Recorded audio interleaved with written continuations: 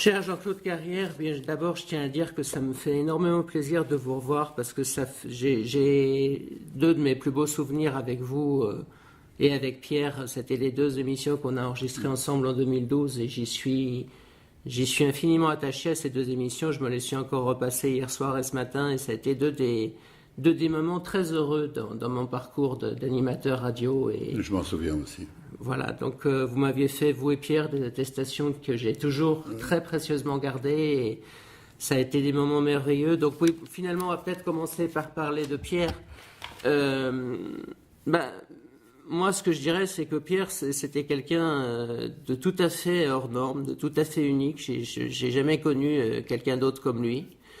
À la fois quelqu'un qui avait une âme d'enfant et un sens une sensibilité, une vulnérabilité et une poésie innée à tout ce qu'il faisait, à tout ce qu'il était. C'était un homme absolument exquis et le 14 octobre de cette année, ça va faire tout juste un an qu'il nous a quittés. Alors je voudrais tout simplement vous laisser nous parler de lui un petit peu. Et Pierre, d'abord, je lui dois tout parce que quand j'ai commencé à écrire des livres, mon éditeur Robert Laffont avait un contrat avec Jacques Tati pour tirer 2 bouquins de Vacances de Monsieur Hulot et de mon oncle qui était en cours de tournage. Et j'ai écrit un chapitre de Vacances de Monsieur Hulot, nous étions plusieurs jeunes écrivains, je ne sais pas combien, et j'ai été choisi. C'est comme ça que je suis rentré dans le cinéma. Et par la suite, Tati m'a dit, oui, j'ai lu votre machin. En fait, c'était pas vrai, c'était Pierre qui avait lu les différents manuscrits, et c'est Pierre qui m'avait choisi. Donc, sans me connaître, c'est lui qui avait choisi mon texte, et c'est grâce à lui que j'ai mis mon premier pied dans le cinéma. Assez vite, nous sommes devenus très amis et surtout très amateurs, tous les deux, du slapstick américain, de la comédie burlesque américaine des années 20, des grandes années. Et au point que je l'ai amené voir, je me rappelle, la croisière du navigateur de Professeur Keaton qui ne connaissait pas, nous en sommes sortis émerveillés.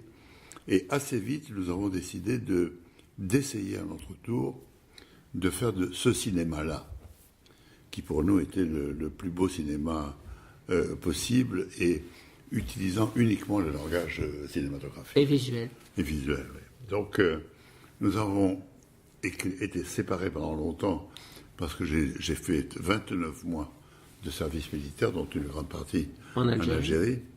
Et à mon retour, j'avais déjà 30 ans, nous avons tourné en 61 Heureux anniversaire et Rupture. Rupture d'abord, les plus heureux anniversaires de court-métrage. Le second a eu l'Oscar. Je suis arrivé dans le bureau, Paul Claudon, le producteur, sautait de joie en disant on a l'Oscar, on a l'Oscar. Et moi je lui ai demandé c'est quoi l'Oscar, à vous dire à quel point j'étais ignorant. Et à partir de ce jour-là, avec Pierre, on ne s'est plus quitté.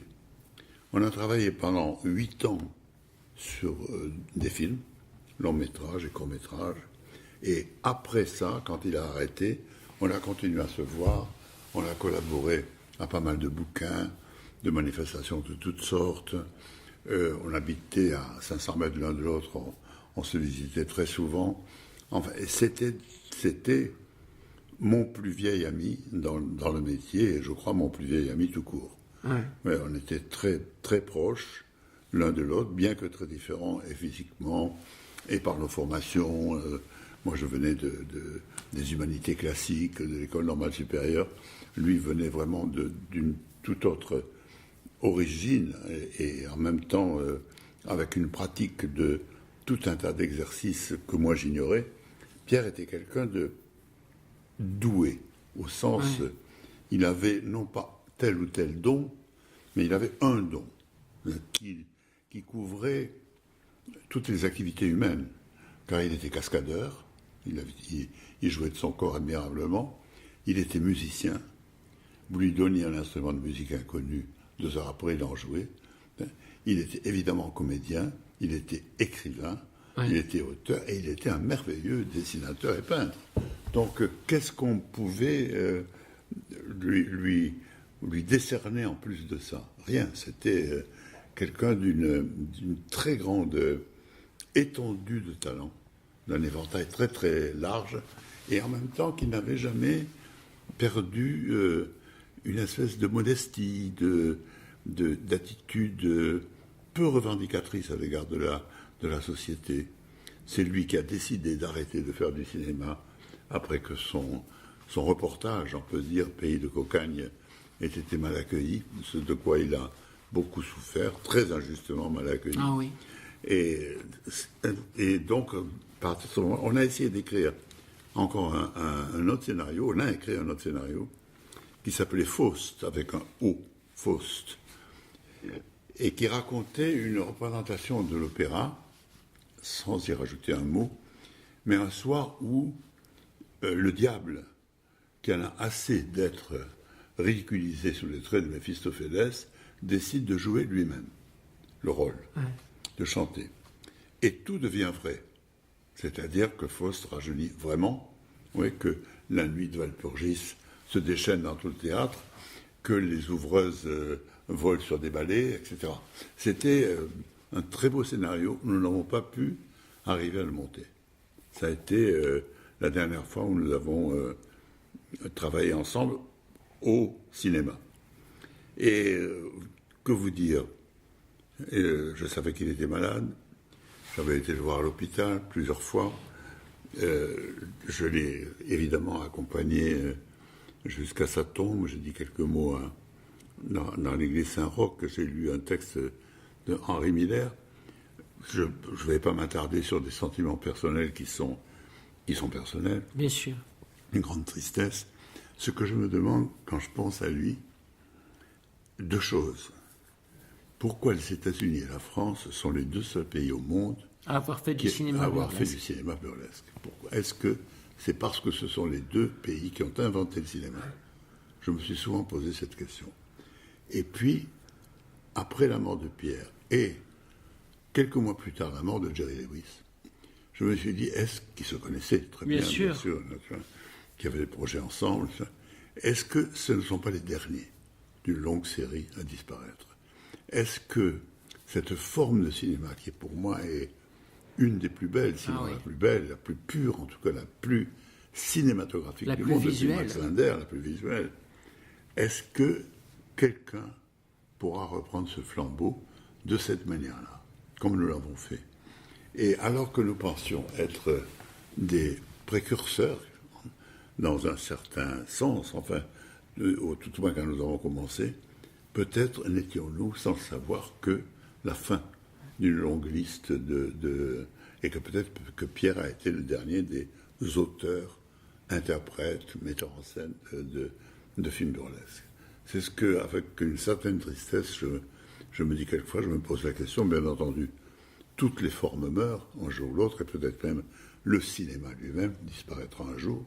Mais là, sur cette forme-là, qui, quand je revois les films de Laurel et Hardy, de Keaton, de Chaplin, enfin de cette Harold Lloyd, ils n'ont pas vieilli d'une image. De dire c'est très calculé, en même temps très spontané, en particulier dans l'interprétation par exemple, de Chaplin.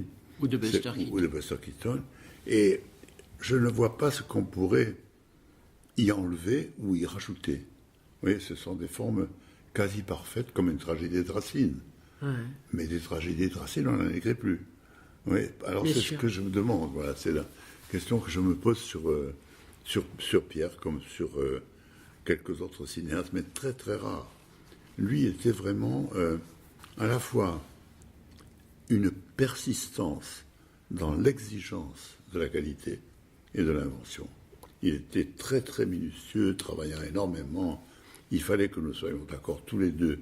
D'abord que l'un fasse rire l'autre, quand on lui proposait une idée, et qu'ensuite nous soyons parfaitement d'accord sur la manière de le traiter. Parce que le gros avantage de travailler sur un scénario avec lui, c'était que j'avais en face de moi l'interprète principal. Et que donc on voyait ce qu'on pouvait, et qu'en plus, nous sommes l'un et l'autre dessinateurs, lui dessinant beaucoup mieux que moi, et donc nous pouvions avoir déjà une sorte de storyboard de ce que nous voulions faire.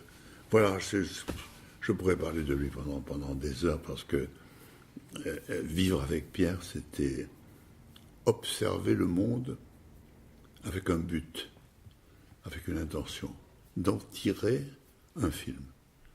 Vous voyez, c'est-à-dire s'asseoir à la terrasse d'un café, et aussi avec Jacques Tati, et observer et voir, par exemple, ce que tel passant ou cette telle femme qui porte un sac un peu ouvert, qu'est-ce qui pourrait lui arriver, qu'est-ce que le réel, qu'est-ce que la réalité, qu'est-ce que la vie de tous les jours nous apporte, qui pourrait nous enrichir et que nous pourrions développer.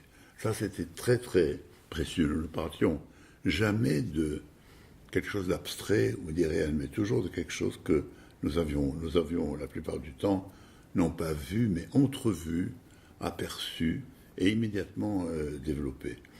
Il y avait comme une mécanique entre nous qui faisait que l'un commençait quelque chose, l'autre continuait. Très très vite, nous levions, nous manipulions des objets, etc. C'était un travail à la fois intellectuel, inévitablement, mais aussi beaucoup, beaucoup physique, très physique. Ouais. Et puis c'était à la fois un homme d'une intelligence exceptionnelle et puis c'était un grand monsieur, profondément. C'était vraiment quelqu'un de bien. Je pense que c'est rare à notre époque des gens de cette valeur-là, humainement, sur le plan, ne fût-ce que sur le plan humain, parallèlement bien sûr à toute son immense qualité artistique, mais sur le plan humain, c'était un homme tout à fait admirable. Je crois qu'un homme qui serait dépourvu des qualités desquelles vous parlez n'aurait pas pu faire les films qu'il a fait. C'est sûr. On peut le dire comme ça, tout simplement. Ouais. Merci beaucoup.